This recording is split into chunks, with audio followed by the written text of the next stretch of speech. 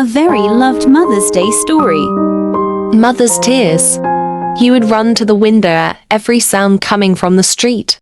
And every time he heard a doorbell, he would realize that it was someone else's bell, and he was saddened.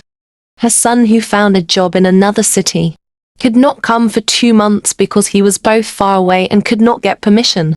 The middle-aged woman hoped for her son's arrival with great longing and waited anxiously for the sound of the bell and footsteps. She had become so accustomed to her child saying "Mummy, Happy Mother's Day" and hugging her neck that she thought her son would come in through the door and hug her neck, then eat the sweets she had prepared for him.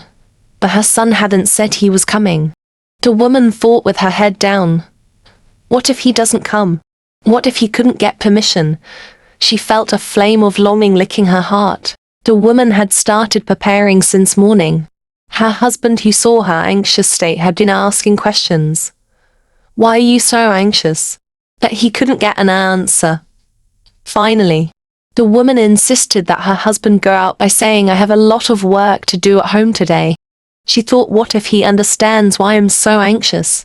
What if my son doesn't come even though I've been waiting for hours? Her heart trembled again with the thought of what if he doesn't come. Hours were passing by. It was almost noon.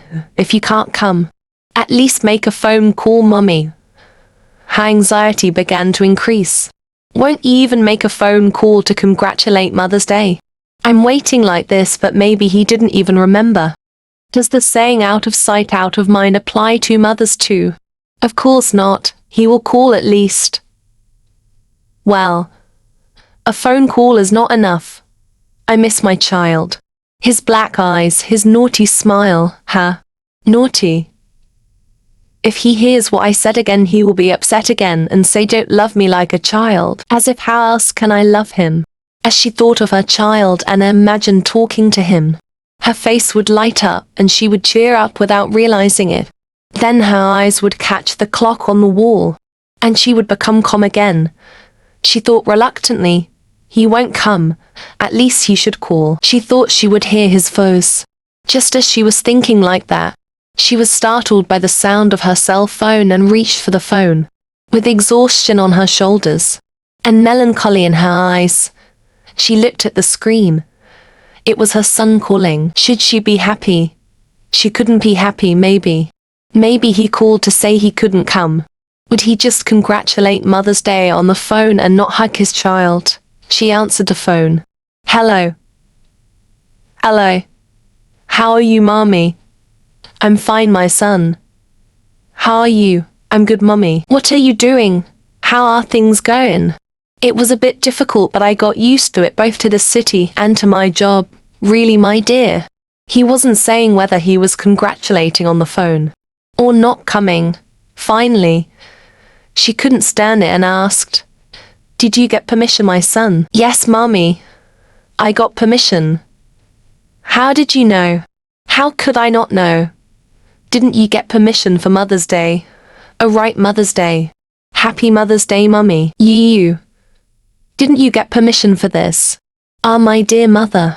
I told you that I was going to see a lady who is very important to me and whom I love very much. My boss gave me permission. Now I'm going to her." The middle-aged woman stopped, trying to control her voice. Then she couldn't help but ask, "Really? What is she like? Is she talented at least?" "Don't worry, Mom. I'm sure she's waiting for me now, having made the most beautiful meals and my favorite desserts." Well. Okay, my dear. Well, I hope she loves you too. Don't worry, Mom. I'm sure she's maybe the best meals and my favorite desserts. Well. Okay, baby, well. I hope she loves you too. I'm sure he does, Mom. I took this first leave just to see him. By the way, where's Dad, Mom? He was out. Baby.